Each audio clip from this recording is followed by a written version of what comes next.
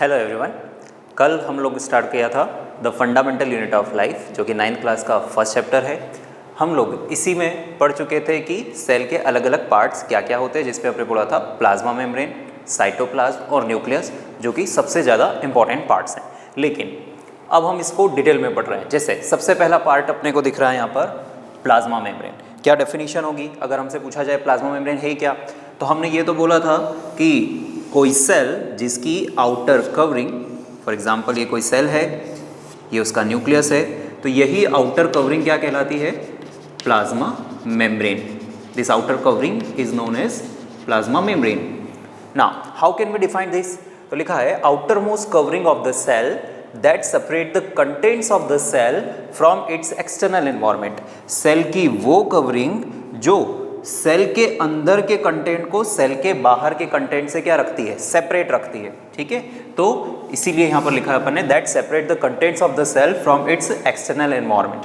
तो सेल के अंदर का कंटेंट और सेल के बाहर का कंटेंट जो है वो सेपरेट रहेगा। किसके कारण? प्लाज्मा मेम्ब्रेन के कारण। इसी प्लाज्मा मेम्ब्रेन को क्या बोल देते हैं? Cell membrane. Plasma membrane is also known as cell membrane. Plasma membrane को क्या बोल दिया जाएगा?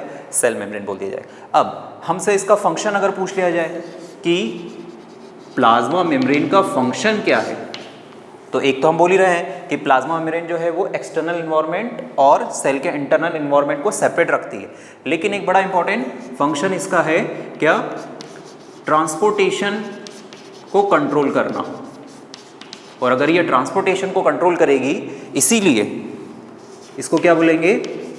Selectively permeable membrane. Selectively permeable membrane. अब सिलेक्टिवली परमिएबल मेम्ब्रेन बोलने का रीज़न क्या है? तो कोई सब्सटेंस अगर सेल के बाहर है, सपोज ये कोई सब्सटेंस है और ये सेल के बाहर से सेल के अंदर जाना चाह रहा है, तो इस सब्सटेंस को किसको क्रॉस करना पड़ेगा? मेम्ब्रेन को क्रॉस करना पड़ेगा। दैट मीन्स मेम्ब्रेन ये डिसाइड करेगी कि सब्सटेंस को अंदर सेल के जाने देना है या नहीं जाने देना है। इसका मतलब ये सब्सटेंस क्या हुआ?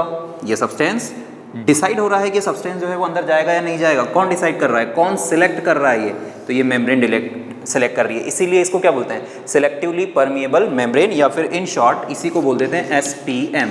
तो प्लाज्मा मेम्ब्रेन या सेल मेम्ब्रेन कैसी होती है नेचर में? Selectively permeable. हो सकता है वो कुछ सब्सटेंसेस को अलाउ करे जाने के लिए, और ऐसा भी हो सकता है कुछ सब्सटेंसेस को नहीं अलाउ करे। ठीक है, दोनों डायरेक्शन में ऐसा पॉसिबल। अब जनरली ऑक्सीजन और कार्बन डाइऑक्साइड ये दोनों गैसेस है। हमने पिछले लेक्चर में देखा था कि ऑक्सीजन एंड कार्बन डाइऑक्साइड का क्या होता है? डिफ्यूज़न होता है।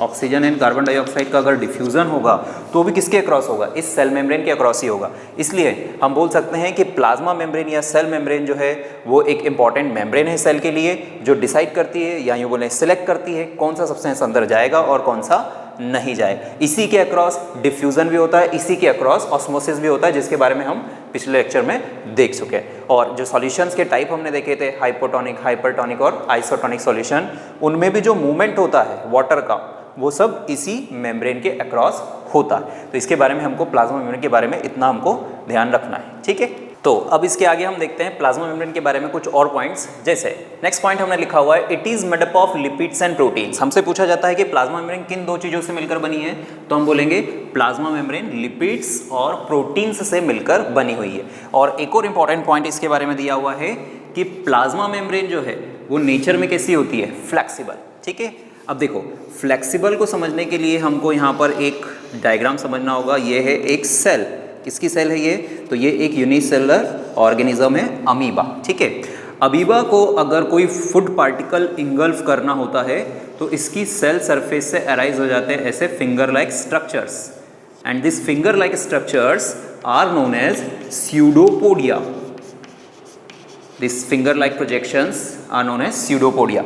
नाउ ये स्यूडोपोडिया कैसे हेल्प कर रहे हैं? देखो अगर मेम्ब्रेन जो है वो फ्लेक्सिबल नहीं होती तो ये फिंगर लाइक प्रोजेक्शंस अराइज नहीं हो पाते। अब हम मान लेते हैं कि ये कोई फूड पार्टिकल है और इस फूड पार्टिकल को इंगल्फ करने के लिए प्लाज्मा मेम्ब्रेन से ही क्या अराइज हुए हैं? ये pseudopodia.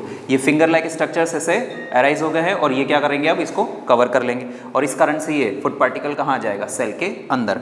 That means the flexibility of plasma membrane is necessary to engulf food particles, not only in amoeba, in many other organism, but example के लिए हम अमीबा का एग्जाम्पल ले सकते हैं। तो इसलिए फ्लेक्सिबिलिटी इंपॉर्टेंट है, क्योंकि इसी से कोई भी पार्टिकल जो है वो सेल के अंदर आ सकता है, या ऐसा भी हो सकता है कि सेल के अंदर से कोई पार्टिकल सेल के बाहर चले जाए।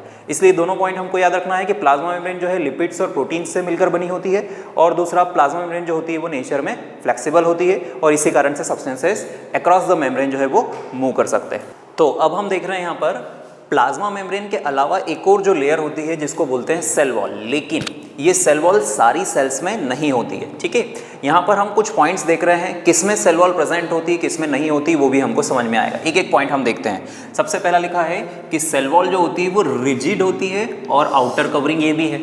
रिजिड का मतलब होता है हार्ड, फ्लेक्सिबल मतलब जो हमने देखा प्लाज्मा मेम्ब्रेन कैसी है, फ्लेक्सिबल, पर सेल वॉल जो है वो फ्लेक्सिबल नहीं होती, वो हार्ड होती है या रिजिड होती है। फिर सेकेंड पॉइंट हम लिख रहे हैं, it is present outside the plasma membrane in plant cells. मतलब अगर पूछा जाए कि सेल वॉल और प्लाज्मा मेम्ब्रेन में से बाहर की तरफ कौन होती है, तो हम बोलेंगे सेल वॉल जो है वो प्लाज्मा मेम्ब्रेन से बाहर की तरफ होती है।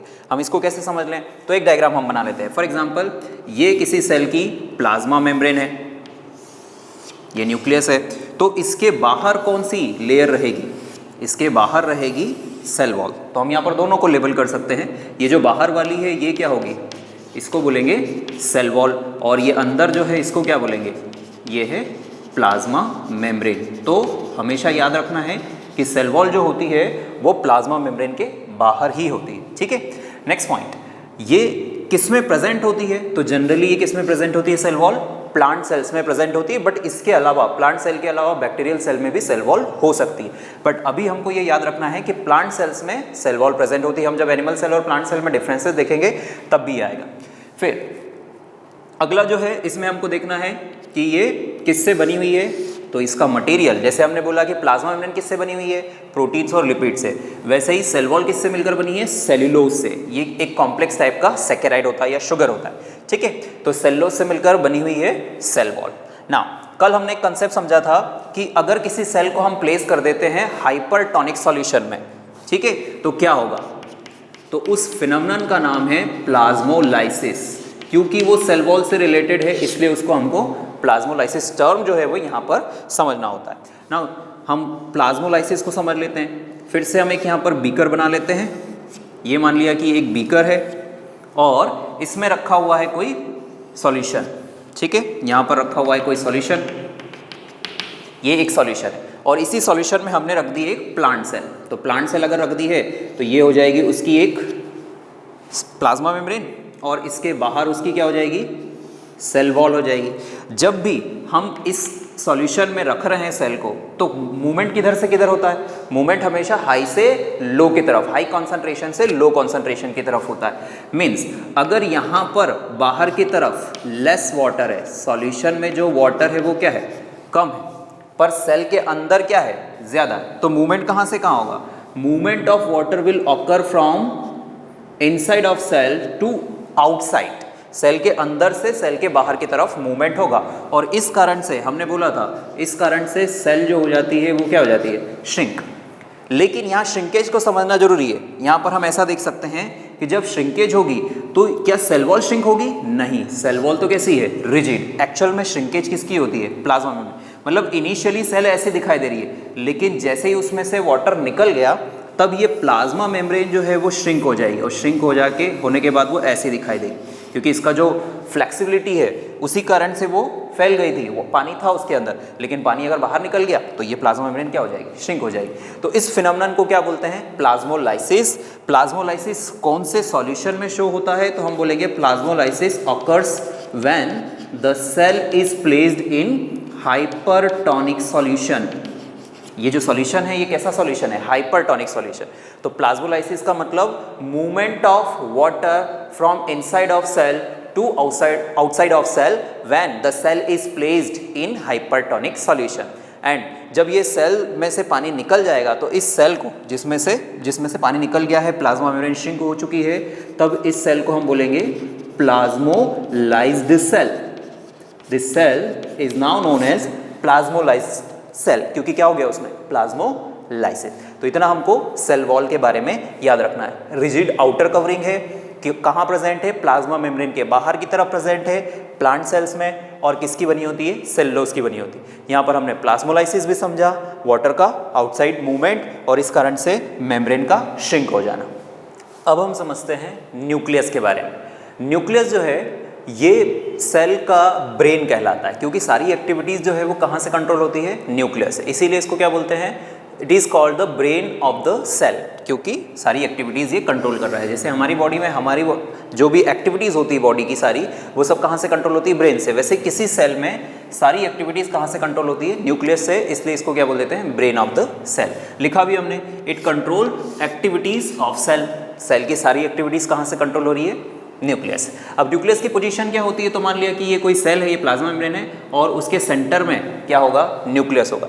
लेकिन ये बना कैसे होता है, तो इसमें डबल लेयर्ड कवरिंग होती है। न्यूक्लियस में कितनी लेयर होती है, 2 लेयर होती है। यहाँ पर हम देख सकते हैं एक आउटर लेयर है और एक अंदर की तरफ लेयर है, तो ये डबल लेयर्ड कवरिंग है। और इन दोनों कवरिंग को मिलाकर क्या बोल देते हैं, तो इनको बोल देते हैं न्यूक्लियर मेम्ब्रेन। इनको बोल दिया जाएगा न्यूक्लियर मेम्ब्रेन। ठीक है, न्यूक्लियर मेम्ब्रेन पर कई कई जगहों पर होते हैं पोर्स। ठीक है, तो यहाँ हम बोल सकते हैं कि ये जो खाली जगह दिख रही है इनको बोलेंगे न्यूक्लियर पोर्स। इनको बोल दिया जाएगा न्यूक्लियर पोर्स। तो इतना तो हमको डायग्राम में दिख रहा है, लेकिन न्यूक्लियर मेम्ब्रेन का काम क्या है या न्यूक्लियर पोर्स का काम क्या है, तो वो भी हम समझ सकते हैं। न्यूक्लियर मेम्ब्रेन जो है यहाँ पर क्या है, साइटोप्लाज्म, ये पूरा साइटोप्लाज्म है। तो साइटोप्लाज्म और न्यूक्लियस के अंदर का जो कंटेंट होता है उसको सेपरेट रखने का काम किसका है, न्यूक्लियर मेम्ब्रेन का। जैसे प्लाज्मा मेम्ब्रेन का काम क्या है, सेल के बाहर का एनवायरनमेंट और सेल के अंदर का एनवायरनमेंट जो है उसको सेपरेट रखना। वैसे न्यूक्लियर मेम्ब्रेन का काम क्या है, साइटोप्लाज्म और न्यूक्लियोप्लाज्म को सेपरेट रखना। ये हम याद रख सकते हैं, न्यूक्लियर मेम्ब्रेन का फंक्शन है। वैसे न्यूक्लियर पोर्स का क्या फंक्शन है, तो न्यूक्लियर पोर्स जो है वो सब्सटेंसेस को अलाउ करते हैं, कहाँ, न्यूक्लियस से साइटोप्लाज्म की तरफ जाने के लिए या फिर साइटोप्लाज्म से न्यूक्लियस की तरफ जाने के लिए। कोई भी सब्सटेंस जो है, जैसे कि कुछ आरएनए होता है, वो अगर न्यूक्लियस से बाहर आ रहा है तो वो किसके थ्रू आएगा, न्यूक्लियर पोर के थ्रू आएगा। इसलिए न्यूक्लियर पोर्स का इंपॉर्टेंट फंक्शन है कि कुछ आरएनए या प्रोटीन्स का ट्रांसफर जो होगा अक्रॉस साइटोप्लाज्म एंड न्यूक्लियोप्लाज्म, तो वो न्यूक्लियर पोर्स के थ्रू होगा। इसके अलावा हमने एक और पॉइंट लिखा है कि न्यूक्लियस कंटेन क्रोमोसोम्स। अब देखें यहाँ पर ये जो अंदर न्यूक्लियस के अंदर ये जो पूरा जेनेटिक मटेरियल होता है ये थ्रेड लाइक स्ट्रक्चर्स के फॉर्म में होता है, और ये जेनेटिक मटेरियल क्या कहलाता है, क्रोमेटिन। क्रोमेटिन खुद किससे मिलकर बना है, तो क्रोमेटिन जो है वो डीएनए से मिलकर बना है। नाउ डीएनए क्या है, तो डीएनए का फुल फॉर्म है डीऑक्सी राइबोन्यूक्लिक एसिड। डीएनए का फुल फॉर्म है डीऑक्सी राइबोन्यूक्लिक एसिड।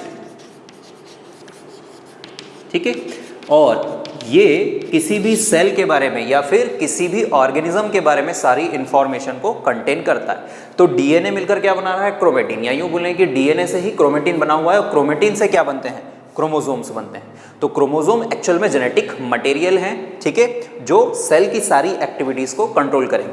अब हमसे अगर पूछ लिया जाए कि न्यूक्लियस का फंक्शन क्या है, तो हम बोल रहे हैं सेल की एक्टिविटी को कंट्रोल करना। बट सेल के अंदर भी कौन, सेल के अंदर या न्यूक्लियस के अंदर भी कौन, तो डीएनए या क्रोमेटिन, ये सब एक्टिविटीज़ को कंट्रोल करने के लिए रिस्पॉन्सिबल रहेगा। तो न्यूक्लियस के बारे में हम इतने पॉइंट्स याद रखेंगे। नाउ सेल का जो अगला पार्ट आता है वो है साइटोप्लाज्म। साइटोप्लाज्म क्या है, तो it is the fluid content inside the plasma membrane. मैंने आपको लास्ट लेक्चर में भी बताया था कि प्लाज्मा मेम्ब्रेन के अंदर एक फ्लूइड लाइक सब्सटेंस होता है, उसी को हम बोलते हैं साइटोप्लाज्म। हमने डायग्रामेटिकली भी देखा था कि अगर ये प्लाज्मा मेम्ब्रेन है, ये प्लाज्मा मेम्ब्रेन है और ये न्यूक्लियस है, तो इन दोनों के बीच में ये जो फ्लूइड रहेगा, इस फ्लूइड को ही क्या बोलेंगे, साइटोप्लाज्म। तो it is the fluid content of the cell which is present inside the plasma membrane.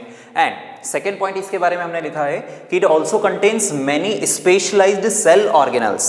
Cell organelles इसी के अंदर सारे प्रेजेंट होते हैं। सेल ऑर्गेनल्स क्या होते हैं, ऐसे सारे पार्ट्स जो सेल के अंदर प्रेजेंट होते हैं और सेल की फंक्शनिंग में हेल्प करते हैं, जैसे कि माइटोकॉन्ड्रिया है ना, जो रेस्पिरेशन में हेल्प करता है, वैक्यूल, प्लास्टिड्स वगैरह, तो वो सब कहलाते हैं सेल ऑर्गेनल्स। तो इसका मतलब जितने भी सेल ऑर्गेनल्स है वो सब कहाँ प्रेजेंट होंगे, साइटोप्लाज्म में ही प्रेजेंट होंगे। फिर हम पहुँचते हैं साइटोप्लाज्म के फंक्शंस पे।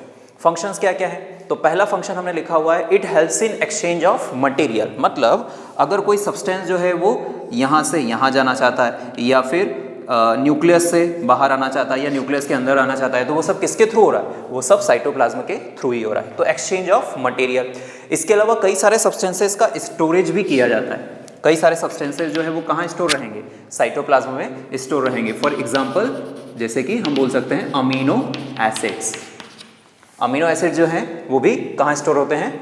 साइटोप्लाज्म में स्टोर होते हैं। और it is the site of metabolic pathway. ये साइटोप्लाज्म जो है ये एक्चुअल में वाटर से बना हुआ होता है और इसलिए कई सारी मेटाबॉलिक रिएक्शन जो होती है वो सब यहीं पर होती है। ठीक है, जैसे ग्लूकोज को तोड़ना, तो ग्लूकोज को तोड़ना जो है वो भी कहाँ होगा? साइटोप्लाज्म में होगा। इसलिए हमने लिखा है कि मेटाबॉलिक पाथवे, ये एक मेटाबॉलिक पाथवे है ग्लूकोज का टूटना, इसलिए हम बोल सकते हैं कि वो रिएक्शन कहाँ होती है?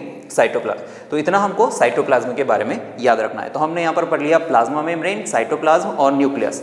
अब आते हैं कुछ ऐसे पार्ट्स जो क्या कहलाते हैं? Cell organelles. उनको भी हमको एक एक करके समझना रहेगा। ठीक है, साथ ही साथ हम समझेंगे कि प्लांट सेल और एनिमल सेल में क्या डिफरेंस है, यूकैरियोटिक और प्रोकैरियोटिक सेल में क्या डिफरेंस है और क्या क्या उनके पॉइंट्स हैं।